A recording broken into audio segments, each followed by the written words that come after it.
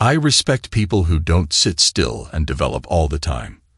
It's really good, but this can also play into the bad side when a person, in pursuit of personal achievements, can lose the most valuable thing, himself.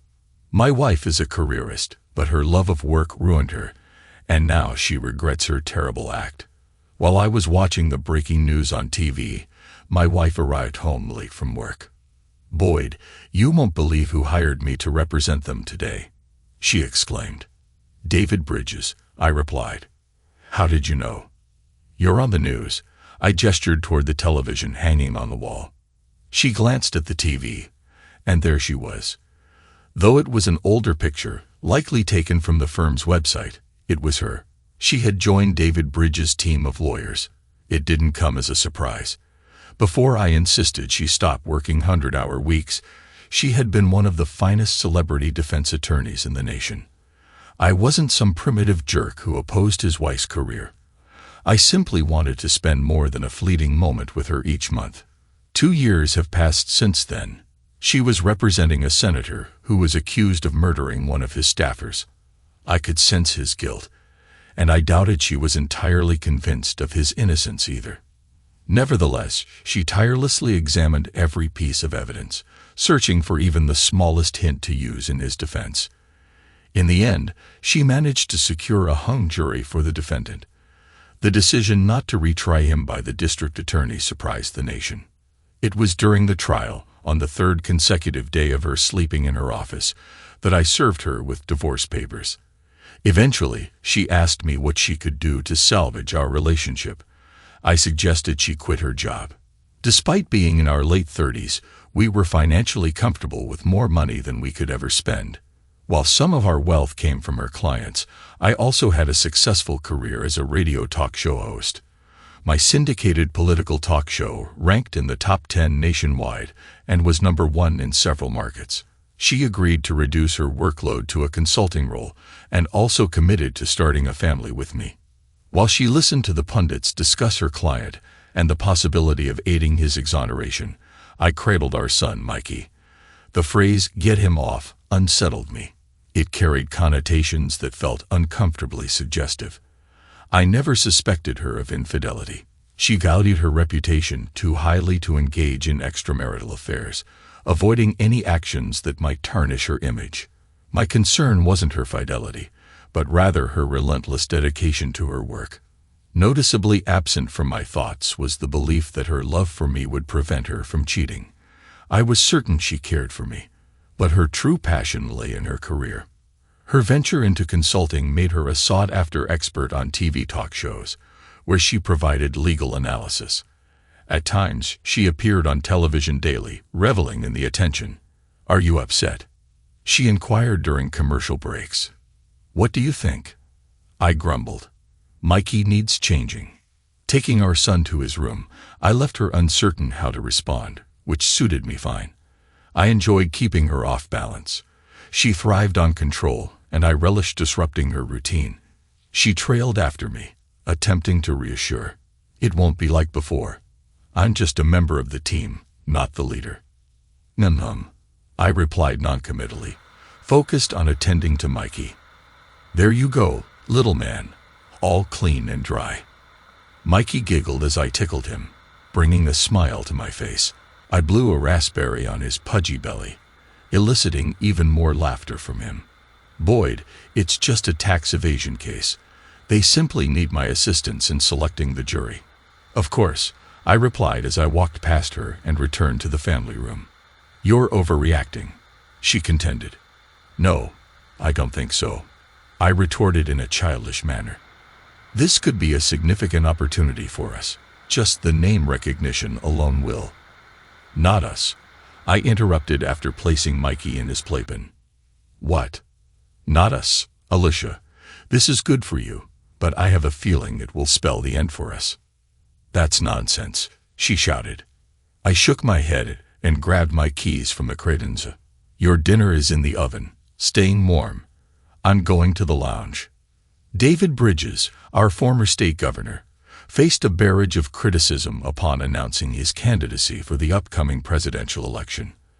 Allegations surfaced, accusing him of failing to disclose millions of dollars purportedly received from a foreign company for undisclosed reasons on his tax returns. Additionally, he was indicted on charges of election interference stemming from his previous gubernatorial campaign. The prospect of his trial intrigued me, though I harbored reservations about my wife returning to legal practice. In the solitude of a refined cigar lounge near my studio, I indulged in a David off Churchill. While fellow patrons acknowledged me, our interactions remained brief, unless explicitly invited otherwise. Despite my celebrity status, my presence as a regular visitor soon became mundane. "Boyd, help yourself to some of my scotch," a familiar face offered, though his name eluded me. "Thanks," I replied, pouring a generous glass from his decanter. "I saw the news, thought you might need a stiff drink," he remarked. "You're not wrong," I conceded, raising an imaginary toast before retreating to the quietest corner of the room. I drew in a deep breath, taking a long drag from my cigarette before exhaling slowly. For a moment, I questioned whether my reaction had been excessive, but ultimately I reaffirmed my conviction. I initiated divorce proceedings because of her relentless work schedule during significant cases. Only after she promised to quit did I consider reconciliation. I harbored no guilt for setting that condition. She had enjoyed a decade of professional success at the highest echelons, and I desired to start a family while we still could. Yet, when she embarked on another major trial without consulting me, it felt like a betrayal I hadn't anticipated. Perhaps I would have consented if she had sought my opinion, though it's doubtful. Regardless, I yearned to be part of the decision-making process. My attention shifted to the television across the room. There she was, Alicia, beaming on the screen once more. I recognized the painting behind her and realized she was in our living room. I hoped Mikey would begin to cry. She devoured those hosts, skillfully guiding them to believe she had addressed their inquiries without actually giving them what they sought. It was a display of mastery. Then one of the hosts, who happened to be a golfing companion of mine, posed the question, "Will your husband be refiling the divorce paperwork?" "Excuse me," Alicia exclaimed, taken aback. "Well, as part of your husband dropping the divorce proceedings against you, one condition was that you refrain from taking on any more trial clients. This appears to be a breach of your agreement." I quickly sent him a text. "I owe you a bottle of Pappy Van Winkle for that unexpected question. I can assure you that my husband fully supports my career decisions." She was visibly flustered, and I relished it. "No, he doesn't," I interjected aloud, eliciting laughter from those who knew Alicia was my wife. Moments later, my phone buzzed. "Boyd, it's Dana Collins from The Times. Mind if I ask you a few questions about your wife's recent actions?" "Hey Donna, it's been too long. We should catch up over lunch sometime, maybe even have you back on the show." "Sounds good, but how about those questions?" "Actually, I prefer to provide a statement." "Sure." I was caught off guard, completely blindsided. That might just be the headline for my article. "Anything else you'd like to share? Maybe some context?" "Well, as of now, she hasn't revisited those old issues. We're still happily together." "Thanks, Boyd. We'll chat soon." Dana was an attractive rising star in the news industry. I'd featured her on my show a few times as a favor to her boss. We had a mutually beneficial arrangement. My phone rang again, and I silenced it. I knew I wouldn't find any peace otherwise. The media sharks were circling, especially considering I was one of their own. Bloody cannibals. When I entered our bedroom later that night, Alicia stated, "It won't be the same as before." She looked stunning in a floor-length black satin nightgown. The slit on the left side ended at mid-thigh, and its lace cups barely concealed her pink areola. Clearly, it wasn't intended for sleeping. "It doesn't matter whether it's the same or not," I replied, trying to avert my gaze. "You know what's at stake. It's different now. We have Mikey." I chuckled. "If you believe that having a son will deter me from wanting a wife who prioritizes her career, you're mistaken. If you revert to your old habits, you're out." Sweetheart, we're taking this too far. I don't want to argue. Alicia, the time to discuss this was before you accepted the job. Now we're dealing with the consequences. We'll be okay, you'll see. Now come to bed. I want to show you how much I love you. When she read my comments in the Times the next day, I anticipated her anger. I decided to make the most of the fact that I have an attractive wife while it is still possible. We hugged tightly, exchanged kisses before collapsing on the bed, and then made love. She managed to whisper, "I love you," before drifting off to sleep. I pondered how she would feel about me in the morning. "Damn it," she yelled as I entered the kitchen the next morning, catching me off guard. "You caught me completely off guard," I interrupted her before she could continue. I simply told the truth. "You didn't need to spill the beans like that," she shouted. I shrugged. "It's done now. This will be the talk of the day, Boyd." I chuckled. "At least they'll be focusing on something other than your client for a change." Her client had dominated the news for weeks leading up to their indictment, and every day since. I gave her a quick kiss on the cheek and decided to grab coffee and breakfast on my way to work to avoid any more confrontation. I wondered how long it would take for her to revert back to her 16-hour workdays. "We're not finished discussing this," she yelled after me. I knew she was right. Upon arriving at my studio, chaos greeted me. I had a young college student handling phones, a sound engineer, a tech expert, and a producer assisting me. Unlike some hosts, I preferred to do my own news research rather than relying on a team. "Good grief, Boyd, the phones are non-stop today." I handed her a coffee and suggested, "Turn off the ringer, Missy. Let them go to voicemail, and you can filter out the important calls for me." "Thanks, boss. That'll make things easier." I entered my office to find my producer already there. "Morning treating you well, Boyd?" Rose inquired. "Just fine, Rosie. What's the plan for today?" The Bridges story is hard to dodge, especially now that you're dragged into it. I'm not dragged in, my wife is. Same difference. Let's get Dana Collins on the show. We'll discuss it, and I'll follow her lead into commentary. But make it clear, it's not an interview. I saw her piece this morning. Seems like she's got some personal vendetta against your wife. I chuckled. Nah, she's got a soft spot for me. Overheard her gossiping once. I use it to my advantage. Don't string her along, Boyd. I thought this city would have chewed her up and spat her out by now. Never underestimate a farmer's daughter. She's tough as nails. All right, I'll reach out to her and set it up. Thanks, Rose, and see if Dan Naranja can join too.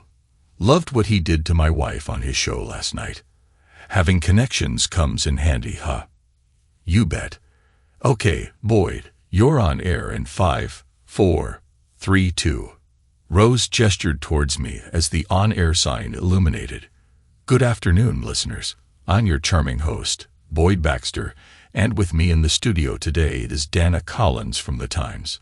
Hello, Dana. Hi, Boyd. Delighted to be here, especially considering what's happening with your wife. She gave me a sly smile, and I shook my head. She was dressed in a short skirt, legs crossed, offering a glimpse of her stocking tops. I always appreciated a nice pair of legs, particularly when adorned in black nylon. Yes, I anticipated you'd bring that up. Indeed, my wife has agreed to work with David Bridges' legal team as a jury consultant. She's no longer actively involved in courtroom representation. A jury consultant? Dana inquired. Is that the story she's given you? I shot her a glare. All she did was dangle her shoe off her enticing foot and flash a smile. Seems like your wife left out a few details. My insiders at Bridges tell me she's the newest addition to their legal team, taking the lead at the defense table. I couldn't care less about what unnamed sources have to say. I never rely on them, I retorted with a shrug. She chuckled. That's because you rely on stories from people like me to fuel your radio show. Whoa, I exclaimed, a hint of heat in my voice. I'm no journalist and I don't pretend to be. I simply host a show where I share my opinions on the day's events. She grinned and quipped, "And today's event is your wife coming out of retirement and deceiving you."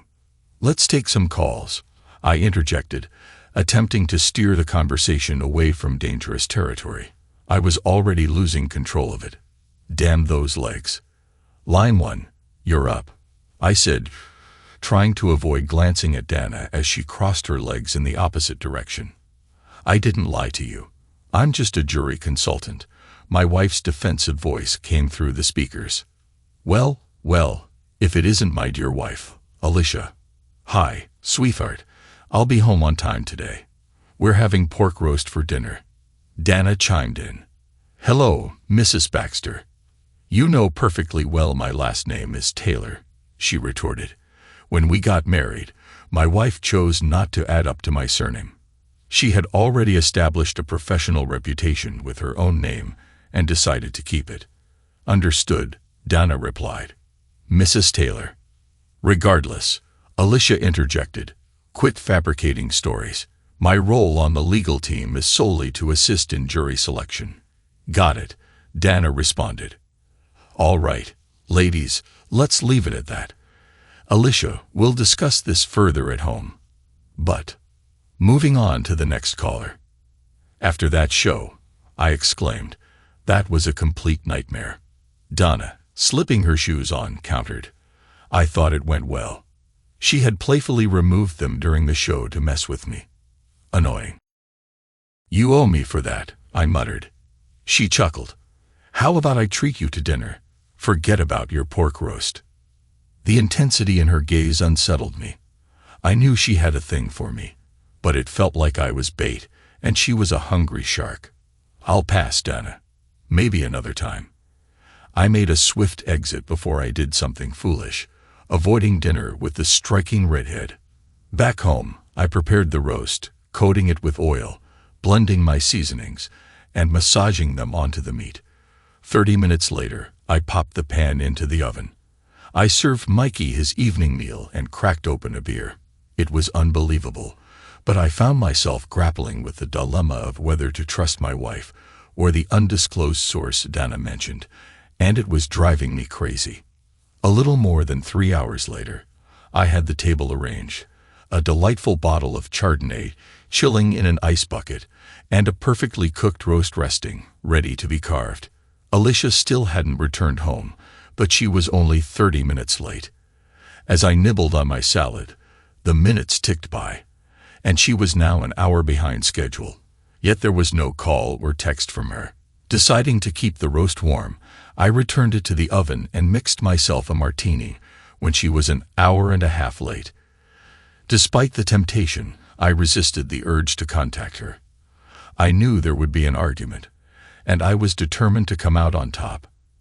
At the 2.5-hour mark, I turned off the oven and opted to dine out. The message arrived 3 minutes after my steak was served. "Where are you?" Setting the phone down, I sighed and indulged in another bite of the perfectly seared ribeye. There's an inexplicable joy in devouring a steak cooked at blazing temperatures. I was determined not to let her intrude upon that bliss. 5 minutes later, another text popped up. This time, just a question mark. I savored a mouthful of creamed spinach, reveling in its exquisite flavors. That evening's meal was a triumph. 2 minutes later, my phone buzzed with a call. I sent it to voicemail, aware of her annoyance at being ignored. It felt like a silent victory in our unspoken battle. Wasn't I being mature? By the time my steak was gone, my wine glass empty, and the last traces of spinach scraped from the plate, I still hadn't responded to the third call. It was now 9:30. As I pulled into the garage at home, she stood in the doorway, arms crossed. I assumed she was angry and tried to match her mood with a scowl. "Where have you been, and why are you ignoring me?" she yelled. I chuckled. "You already know. Did you even remember to take the roast out of the oven?" I entered the kitchen and spotted the roast resting in the pan atop the stove. "You didn't eat. Typical. What did you have at work?" "Pizza. Chinese." "Chinese? Look, it won't always be like this." I was. I don't care what you were doing. I care that you knew I was preparing dinner for us, and you didn't call to let me know you'd be working late. I'm sorry. You know how hectic it gets when—" She paused. "Yeah, I know how it gets. I filed for divorce over it, remember? You always forget you have a husband waiting at home. Except now there's a child at home too. Did you even realize Mikey isn't here? I assumed he was with you. Wait, where is he? Now you notice, huh? You're a lousy wife when you're on a case, and it turns out you're a lousy mother too." She slapped me. I rubbed my cheek and exited the kitchen. "Boyd, wait, I'm sorry." I continued walking and left through the front door. She kept calling for me as I made my way across our lawn to my neighbor's house. She was looking after Mikey for me. He was sleeping peacefully in the playpen she had set up in her living room for her child, not stirring as I carried him back to my house. Alicia remained silent as she reached out her arms, silently asking for Mikey. "It's unfair. You should have informed me he was next door. I could have spent some time with him while he was awake." "Indeed, it's unfair. However, we also have the issue of you not informing me when you would be home. I was upset with you. You and that woman were disrespectful when I called into your show. Speaking of which, don't call my show like that. I dislike surprises, and we should always be on the same page. After all, we're supposed to be husband and wife." She lied. "Boyd, I'm not the lead on the case. Only time will tell, won't it? I'm going to bed." "Ever heard of James Anderson?" Donna inquired the following afternoon. She intercepted me in the parking garage as I made my way to my car after the show. I felt like I was in a scene from All the President's Men. "No, should I have?" I responded. "He's renowned as the top behavior analyst in the country.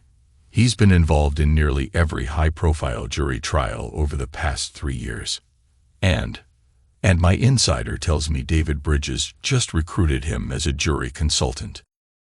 So what's your wife's role in all of this? What's your angle here, Donna? Seriously, are you trying to sow discord between me and my wife?" She shrugged and retorted, "I'm just asking questions, Boyd. It's part of my job. Then find someone else to ask and keep that out of your damn story." I opened my car door, got in, and slammed it shut, unintentionally hitting my shoulder and letting out a yelp of pain, real smooth. She chuckled and waved as I drove off, catching a glimpse of her shimmering nude stockings in my rearview mirror. At 6 o'clock, I served Mikey his dinner and prepared myself a sandwich using the leftover roast, which turned out quite tasty. Alicia once again arrived late without sending a text or making a call. An hour later, she entered through the garage door in a rush. "I'm sorry. I got caught up and couldn't reach out." "When exactly did you get caught up?" I inquired. "What do you mean?" "I mean you weren't physically restrained, right? You could have sent me a text while in a meeting with other lawyers or reading a law book." "Boyd," I apologized. "Apologies aren't enough this time, Alicia. You need to spend time with your son before I put him to bed." Disappointed, I left the room and made my way to my basement man cave, expecting Alicia to follow with Mikey. But she didn't. I was looking forward to the confrontation, feeling stirred up by the situation. At halftime of the Thursday night football game, I stepped into the kitchen to grab a bottle of water. However, my true intention was to discreetly observe my wife. I found her indulging in ice cream and engrossed in something on her tablet. Upon noticing my presence, she glanced up. "We need to discuss this, Boyd," she said. "There's nothing to discuss. You returned to work, yet you seem to have reverted to your old habits. Frankly, if you're not deceiving me, your focus should solely be on jury selection preparation." She averted her gaze and, for the first time, didn't refute the accusation of her deceit. I continued, "Well, that's the end of it then. I refuse to play second fiddle to your job anymore. I'll revise the divorce papers and submit them again this week." "Damn it, Boyd, we're not getting a divorce. I keep telling you, this time it's different." "Sure. 2 days into your new job, and you're already late and not calling in. Feels like deja vu to me. It's just the beginning. Trust me, things will change. I have a lot of catching up to do for the case. Catching up on what? You're supposed to be advising them on jury selection. You don't get it, Boyd. There's a lot more involved than you think. Yeah, whatever. I turned and walked away. She hurried in front of me, placing her hand on my chest. I promise it won't be like before. Prove it. She pulled me into a hug, tears streaming down her face. Against my better judgment, I decided to give her another chance. It lasted 3 days. On a beautiful Sunday morning, I was engaged in a game of peekaboo with Mikey when she entered the room. I need to head to the office for a few hours. I'll be back by noon. What about our usual routine of church and breakfast? I inquired, though she didn't catch the tone of frustration in my voice. We'll skip breakfast and go for lunch instead. How about that Mexican place at the Arboretum? She suggested. I'll see you there at noon, I replied, silently challenging her to arrive on time. After bidding farewell to Mikey and me with a kiss, she left the room. Turning to Mikey, I asked, "Well, kiddo, what do you want to do?" He giggled, and we resumed our game. At noon, Mikey and I were seated in the restaurant. I ordered a quesadilla appetizer and a Sprite for him, which he enjoyed immensely. By 12:30, there was still no sign of her. The waitress inquired, "Any word from your companion, or would you like to order?" "No, just the check, please. My little one is getting restless," I replied, sensing the impatience of the crowded restaurant.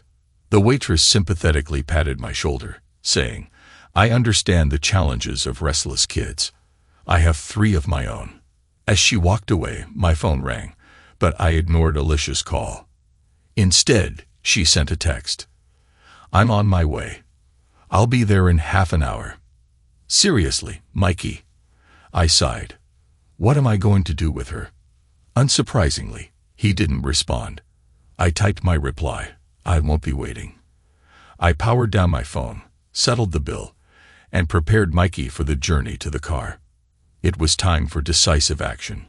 I couldn't continue allowing her to deceive me and dominate me. I refused to let her portray me as the fool I once was. Granted, Mikey made a difference, but I was confident I could win custody of him given her unreliable work schedule. A few minutes later, I strolled through my kitchen, dropping my keys onto the table. Setting Mikey down, he dashed off like a wind-up toy towards the family room, where his toys awaited. The house phone rang, but I paid it no heed as I followed him. Mikey adored his playpen, pulling himself up on its netting as he made his way into the family room. "Well, looks like someone's eager to play in their little enclosure, huh? All right, pal." As I settled him in, the phone rang once more. "Mommy won't be pleased, will she?" I teased. He giggled, clutching his C&C toy. "Mikey, someone wise once said, never interrupt your enemy when they're making a mistake. Mommy keeps making mistakes." All I heard in response was the C&C chiming. "The cow says moo." "Enjoy yourself, buddy," I said, tickling his side and eliciting a cascade of laughter. For some reason, the image of Robert Plant exclaiming, "Does anybody remember laughter?" crossed my mind. I made a mental note to listen to some Led Zeppelin later. I cracked open a beer, settled onto the couch next to my son, and then powered up my cell phone. A slew of voicemails from my wife awaited me, which I promptly deleted without a listen. I was confident she'd reiterate everything once she got home. Dana Collins had sent a couple of urgent texts, but I brushed them off naturally. It took her 30 minutes, and I was on to my second beer by the time she entered the kitchen. Her hair was tied back in a ponytail, a departure from the morning. I gestured for her to hold off on the inevitable shouting match. "Mikey's asleep," I informed her, nodding toward the playpen where he was sleeping soundly. "He should be in his crib," she remarked, and I concurred, allowing her to escort him to his room. Meanwhile, I slipped into my car and drove off to the cigar lounge. Yeah, I know. Some might say I was avoiding the confrontation, but to me, it felt pointless. My marriage was essentially over. She had prioritized work over our family. As I sat facing away from the door, engrossed in an article about bridges, a voice startled me from behind. "You're not difficult to track down, Boyd." If I were evading detection, Donna, I wouldn't be sitting here. She positioned herself in front of me, settling into one of the leather chairs across a small table. "Have you tried this one?" she inquired, displaying her chosen cigar. It was a commendable selection. "No, but it comes highly recommended." "Yeah, that's what Nick mentioned." Nick, the proprietor of the lounge, always had a suggestion ready, particularly for an attractive woman. It seemed to explain how she gained access to the locked private lounge. Dana borrowed my lighter and caught me glancing at her legs. Unusually bare, they still retained their odor. It seemed she had recently applied lotion as they gleamed with a moist sheen. "You're too predictable, Boyd," she teased, crossing her legs in the opposite direction. I took a slow drag from my cigar and impolitely exhaled the smoke in her direction. "What's on your mind, Donna? I'm trying to unwind here." She briefly frowned, her eyes betraying a hint of sadness before she spoke. "I have some troubling news. This will be tomorrow's front page headline, but I wanted to inform you personally before things go south." She pushed her phone across the table with a smirk as I glanced down her blouse. "What should I be searching for?" "The video's ready. Just take a peek." She took a drag from her cigar, then coughed. My laughter halted midway when I played the video on her phone. It showed my wife and David Bridge kissing in an office. I threw the phone onto the table and leaned back. "I'm sorry, Boyd. Truly. But there's more." "Why apologize? You've got the scoop of the year. And when did you start caring about collateral damage?" "It's never hit this close to home before," she murmured. I sighed. "Do you know what's the worst part of all this?" She shook her head, and I fought back tears, forcing myself to look away. "That jerk didn't even take a week to seduce her. He's also having affairs with the other 2 women on his legal team." I shrugged and took another drag. As if it matters. I was headed for divorce anyway. This just seals the deal. A smirk crossed Dana's face, then vanished. She seemed to relish the demise of my marriage, probably thinking it positioned her to swoop in and console me. "Send me that video, please." "I can't, Boyd. The story isn't." "Screw your story," I yelled, slamming my hand on the table. "This is about my damn marriage." I rose, offering a silent apology to the few men in the room. "Fine." She relented without a fight. "Just don't make it public." I scoffed. I walked to my locker, grabbed a bottle of Macallan 25-year-old single malt. If ever there was a time for a drink, it was now. I filled 2 generous glasses and settled back into my seat. Dana helped herself to one without asking, and I relit my cigar. "Thanks," she murmured after a sip.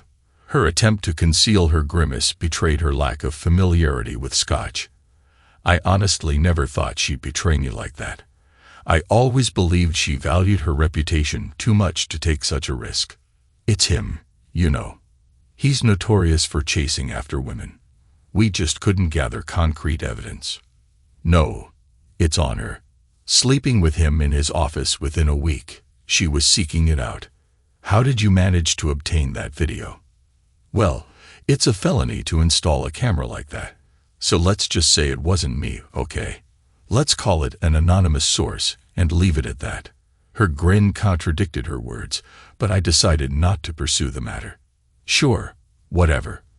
I powered on my phone to upload the video to the cloud and received a text from Alicia. "You need to come home so we can talk." I groaned and replied, "No need to talk. We're done. Enjoy your time with Bridge. Tomorrow's headlines will be interesting." I switched off the phone and observed Dana as she took a long drag from the cigar, her head thrown back. There was a certain allure to a woman smoking a cigar. Not as captivating as her legs, but still. "Your wife?" she inquired. I nodded and took a sip of my scotch, remarking, I wished her luck with handling the press tomorrow. "She'll probably assume you leaked the story to me." I'm confident you'll vouch that I wasn't your undisclosed source. Tomorrow's going to be chaotic for you, she cautioned. Yeah, I know. No matter what, I'm in trouble, so I'll just stick to my routine, deal with whatever comes my way. And you're fresh out of bubblegum. Look at you, referencing cheesy 80s movies, she chuckled. It's a cult classic, man. After another hour of casual conversation, my cigar burned out. If I thought she'd agree, I would have ordered a couple more just to have an excuse to keep stealing glances at her, but it was time to leave. Take care, Boyd, and I really am sorry, she said sincerely. You're a good person and don't deserve this. Yeah, well, it is what it is. Catch you later, I suppose. I decided to check into a hotel.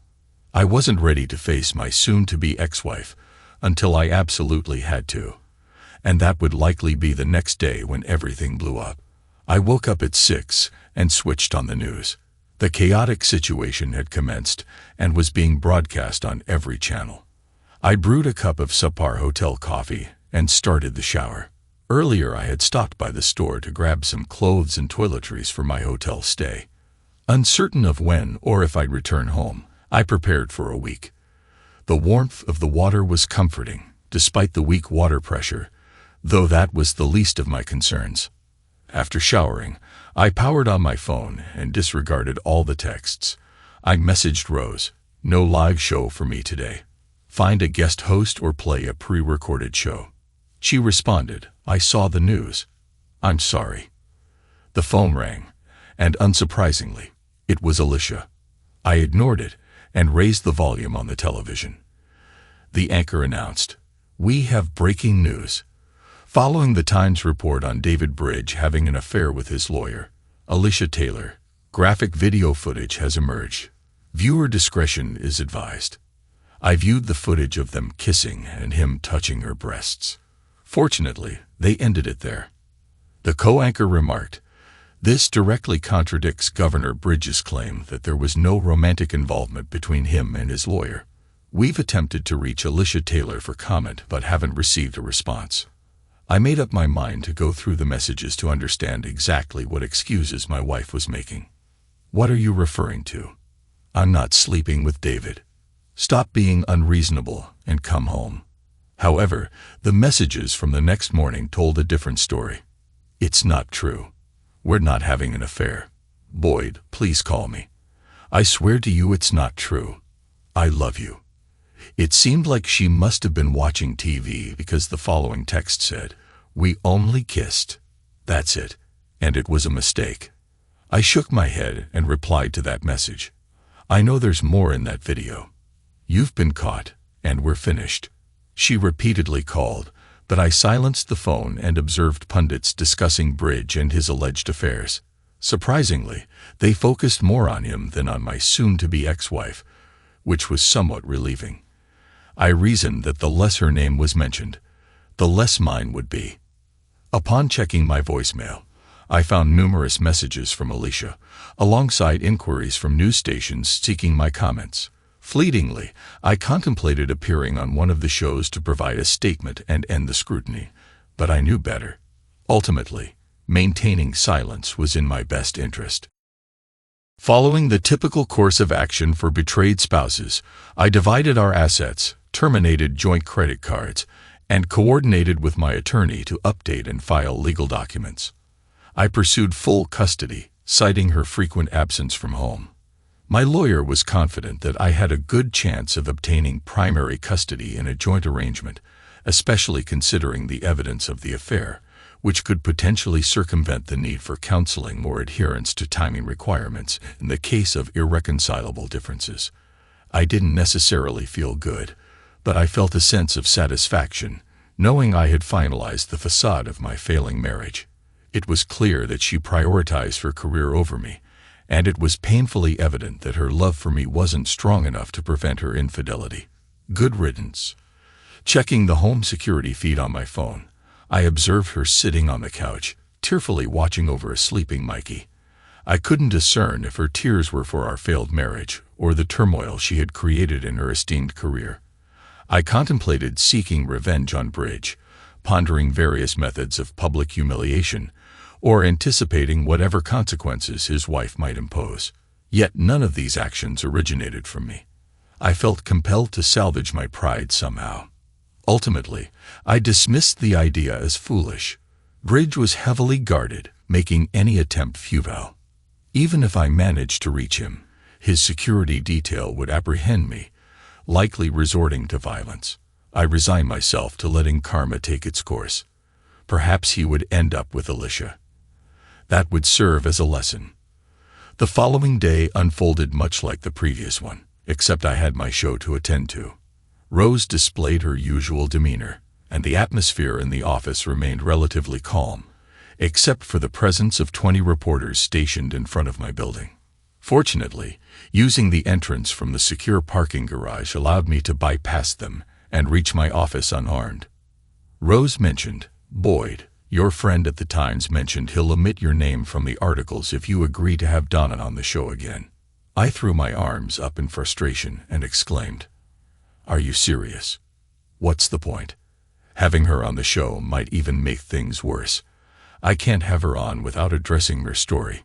"How were you planning to avoid discussing it anyway? It's the biggest story of the year. It's my show.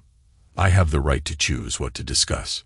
"Sure," she replied, rolling her eyes. "Until the sponsors get upset and accuse you of being spineless." Indeed, she was correct. I'd receive calls from the syndication company and occasionally from sponsors themselves if they were particularly bothered. Such was the nature of radio life. "All right, Dana can join, but make sure she keeps it civil.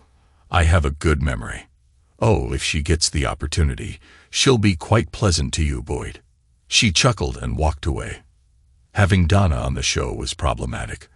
I couldn't steer the conversation, and her sharp, journalistic tongue was beyond my control. She'd prod and maneuver around the topic of my wife until I unwittingly responded to every question I hoped to avoid. An hour later, I slipped on my headphones and observed Dana's smile as she did the same. The only disparity was her crossed legs, which caused her skirt to inch up a bit more, while I, of course, wasn't wearing one. Noticing the legal pad in front of her, I inquired, "Are those questions you've prepared?" She emitted a charming giggle and replied, "Certainly not. I wouldn't dream of appearing on your show with a scripted list of questions." As Rose began the countdown to the start of the show, Dana added, "Besides, I'm more knowledgeable than you now. My interest in you is strictly professional." 3, 2, 1. The intro music began, and I released a deep breath. "Good afternoon, listeners," I greeted. "This is Boyd Baxter, your charming host, and I'm here in the studio with Donna Collins from the Times. How are you doing today, Donna?" "Doing well. Thanks for inviting me, Boyd." "The pleasure is all mine. So as usual, Congress seems to be in chaos. Can you shed some light on the latest antics of our elected officials as they struggle to pass a budget?" "The situation remains unchanged. Those advocating for defense prioritize their interests. Conservative factions seek extensive budget cuts, while progressive groups aim to allocate more funds. Meanwhile, moderates seek funding for their respective projects. Consensus is elusive, reminiscent of chaotic traffic in Los Angeles. You know, Donna, as they say, the opposite of pro is con, so it follows that the opposite of progress is Congress." Dana chuckled, inadvertently snorting. "Oh no, I can't believe I snorted on air," she lamented. "Next, I'll have you spraying milk from your nose. Why are politicians like diapers? They both require regular changes for the same reason." Dana shook her head. "That was terrible. Let's take some calls. Doug from Springfield is on line 1. What's happening in Doug's world today?" "Hi, Boyd. I'm a big fan of your show. Condolences about your wife." "Thank you, Doug. Boyd, what can we do to reform our dysfunctional system? Something needs to change in that Washington swamp. Implement term limits and conduct audits of politicians' assets before and after their terms, Doug. Perhaps then, without the lure of personal enrichment, genuine progress can be achieved." Dana inquired, Do you believe that's going to happen, Boyd? Nope. No politician from either party will vote for it.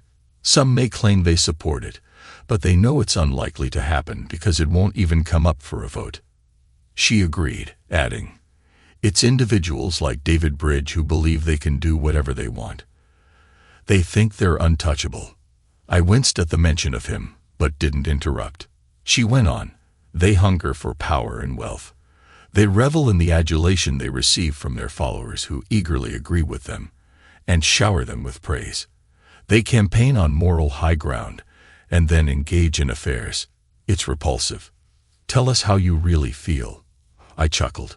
"Sorry if I struck a chord." She softened. "It is what it is. My wife is unfaithful. What else can I do except lose money to her and the lawyers?" A fleeting smile crossed her face, quickly fading. "Anyway, on line 6 we have Annie from Long Island. What's on your mind, Annie?"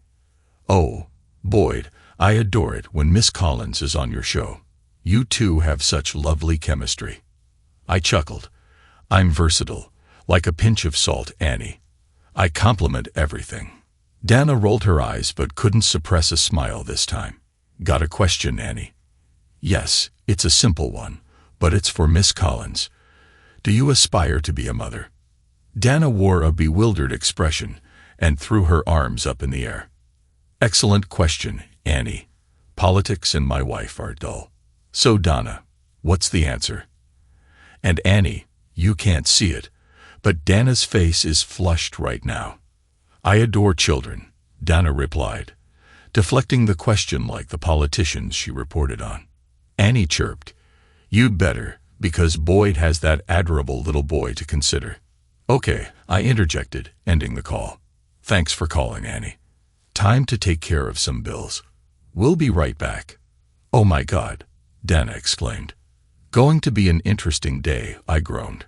Rose flashed us a double thumbs up, as if it were fantastic radio. It probably was, but I didn't feel particularly great. 3 hours later, I announced, "And we'll see you all tomorrow. Don't go changing."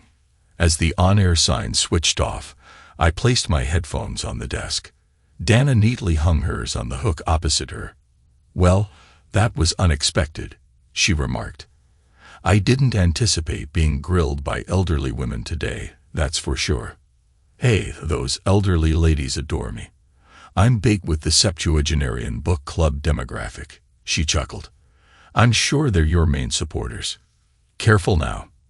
They also read newspapers. Better scrutinize your comments and letters a bit more closely." Do I want to be a mother? What kind of question was that? I chuckled as I packed my notepads into my bag. It's a legitimate question, and I couldn't help but notice you didn't give an answer. I gave her a skeptical glance, and she frowned. I can't picture myself as a mother. I genuinely adore kids. It's just that with this job, I can't see how I'd manage to find the time. Suddenly, a wave of sadness washed over her and she said, "Jesus, I'm sorry. I'm becoming all." "Don't worry about it," I interjected. "I must say, though, kids aren't as daunting as they seem. I'm about to pick mine up from daycare and play with trucks." "How can you stay so composed, Boyd? Your marriage is crumbling, yet you're acting like it's just another Tuesday. What would you have me do? I can't curl up into a ball and cry. I have a child, a job. I need to keep everything together so nothing falls apart. I'm putting on a brave face and soldiering on, Dana. What else is there?" "I don't know. I guess I expected more emotion." I chuckled. "Emotions are for the weak." I didn't truly believe that, and she saw right through me. She touched my cheek, her expression turning into a frown. "Pardon me, Dana. I have to go to daycare. Thanks for being on the show again. Anytime. If you ever need anything, don't hesitate to call me. I mean it. Anything." She smiled, and I walked away. Life continued, and a month later, I found myself seated in my lawyer's office awaiting Alicia's words. "Boyd, I'm sorry. It was a mistake and—" "Alicia, I don't want to hear it. If you believe our divorce is solely due to you sleeping with that man shortly after meeting him, You're mistaken. Please keep it calm. My lawyer intervened as my tone escalated. Listen, your affair, I mean your involvement with him, is a deal breaker on its own, but you've also reverted to your old patterns from when I first filed for divorce. You were unreliable, deceitful, and ultimately prioritized your career over our marriage and child. That's not acceptable, and you knew it. That's why you didn't discuss taking the job with me. Boyd, it was just supposed to be jury consulting. I've heard your explanation. But it wasn't just that, was it? No, I didn't think so. You got swept up again. It's like an addiction for you. Frankly, with how quickly you engaged with him, I'm certain you've cheated on me before as well. Just sign the papers. I want primary custody, she choked out through tears. I chuckled, and my lawyer remarked, Miss Taylor, it's a non-starter for us. There's no scenario where my client relinquishes primary custody, especially considering your demanding work schedule. We strongly believe a judge will deem it best for Michael's well-being. Damn it, Alicia. My investigator says you've been pulling 14-hour shifts all week, and you haven't even bothered to ask to see Mikey since you moved out weeks ago. Who are you trying to fool? I love him, she murmured. I know you do, but it seems like you love your job more. You can see him whenever you want. I'm not going to be unreasonable about it. I do love you, Boyd. Truly. Yeah. Could have fooled me, babe. I left the office only to later discover she had signed the papers. My marriage was over. 6 months later, Alicia had custody of Mikey for the weekend, and I found myself entering the cigar lounge. Hey, Nick, I greeted as I approached the counter. How's it going, Boyd? That box of Monte Cristo No. 2's arrived for you. I stashed it in your locker. Thanks. Is it busy today? Nah, just a few regulars and a new female member who's been here a couple of times. Cool. Catch you later. After punching in my coat, I stepped into the VIP lounge. The scent of cedar and lingering cigar smoke filled the air, comforting me. I acknowledged the familiar faces and, not spotting any women, headed to my locker to retrieve my Cuban cigars. Hey, Boyd. Long time no see. I grinned, grabbing an extra cigar. Hi, Donna.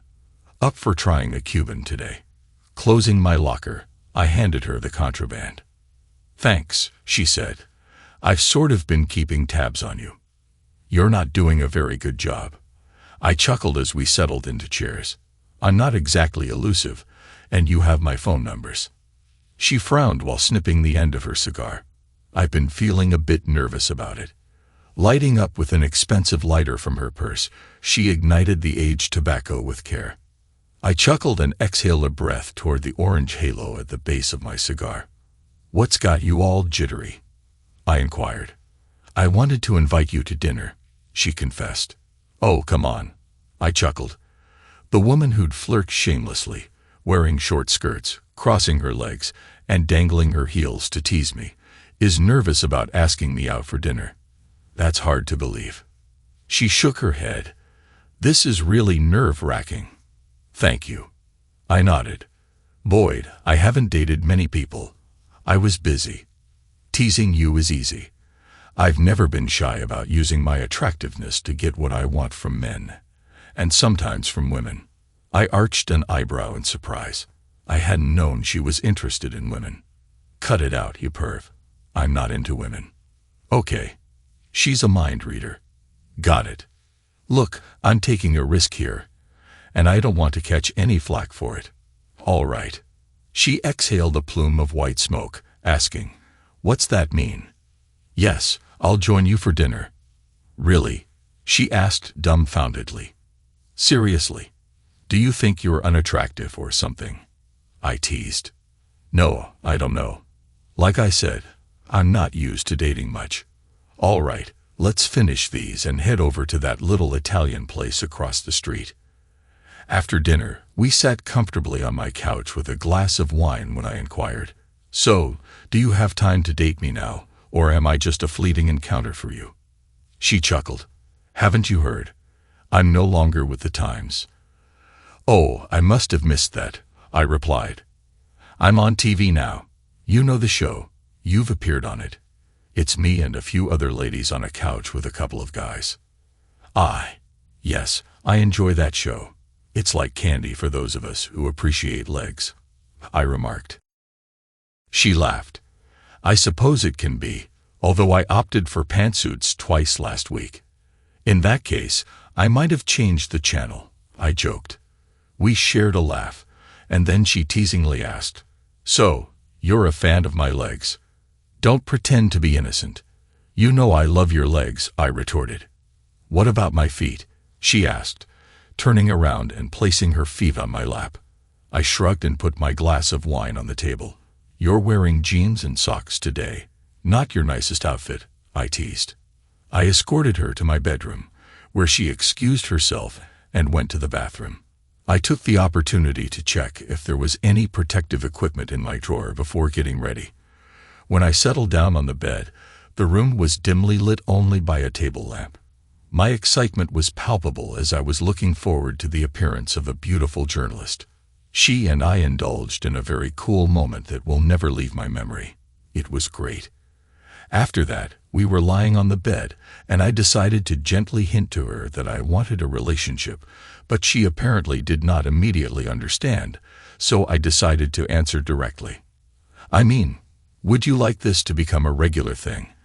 I'm currently accepting applications for a girl, and so far, you're the only one I have." She replied, "I would love to. Now I have more free time and I'm ready to think about the long term. I'm ready to become a mom." "Great," I said, "but let's start with you becoming a stepmother, okay?" I grinned, and she slapped me lightly on the chest. "I'm not cheating," she whispered. "Me too," I confirmed, kissing her forehead again. With this one, it seemed to me that I might have found a person for whom family is more important than work. Only time will tell, but half the joy lies in learning the unknown. After all, if we knew what the future held for us, life would be terribly boring. Thanks to everyone who took the time to listen to today's stories. If you enjoyed it, please consider liking and subscribing if you haven't already. Feel free to share your thoughts on the events in the comments below. Take care.